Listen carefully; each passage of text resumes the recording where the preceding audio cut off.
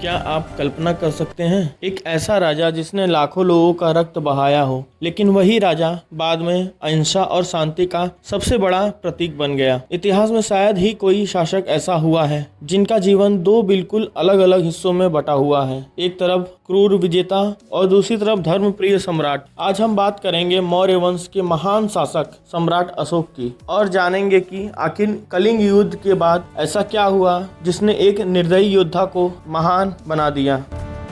सम्राट अशोक मौर्य वंश के तीसरे शासक थे। उनके दादा थे महान विजेता चंद्रगुप्त मौर्य और पिता थे बिंदुसार। कहा जाता है कि अशोक बचपन से ही तेज, साहसी और कठोर स्वभाव के थे। उनकी युद्ध कला अद्भुत थी, लेकिन स्वभाव से कठोरता भी थी। जब बिंदुसार की मृत्यु हुई तो राजगद्दी के लिए संघर्ष हुआ। यह सिंहासन मेरा है, कभी नहीं, मैं राजा बनूंगा। सैनिकों पकड़ो इन्हें। इतिहासकारों के अनुसार अशोक ने अपने भाइयों को पराजित कर 273 ईसा पूर्व में सिंहासन प्राप्त किया। सत्ता मिलते ही अशोक का लक्ष्य था पूरे भारत पर मौर्य साम्राज्य का विस्तार। 261 ईसा पूर्व अशोक की नजर पड़ी कलिंग राज्य पर, आज का ओडिशा। उस समय एक शक्तिशाली और स्वतंत्र राज्य। अशोक ने युद्ध का ऐलान किया।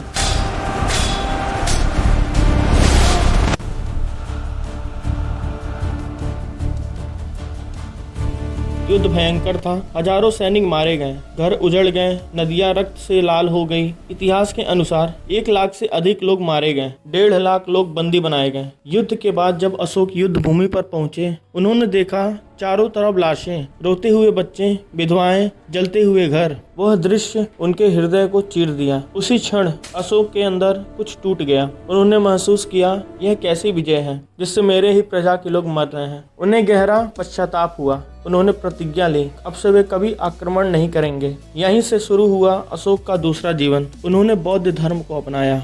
सम्राट अशोक को महान क्यों कहा जाता है? Why was Emperor Ashoka the Great? Mahatma Buddha की शिक्षाएं अहिंसा, करुणा और दया को अपने जीवन में उतारा। अशोक ने अपने सम्राट में धर्म प्रचार शुरू किया। उन्होंने स्तंभ और शिलालेख बनवाए जिन पर नैतिक संदेश लिखवाए गए।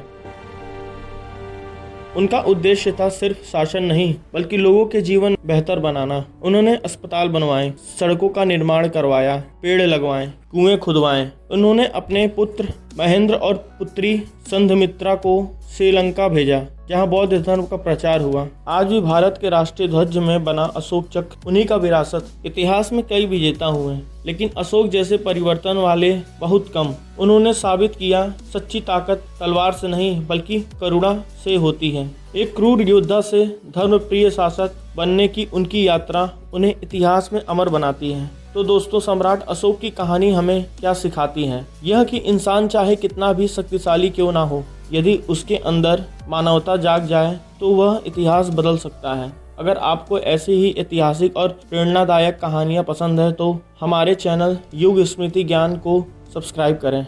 मैं फिर मिलूंगा एक नई ऐतिहासिक गाथा के साथ। जय हिंद, धन्यवाद।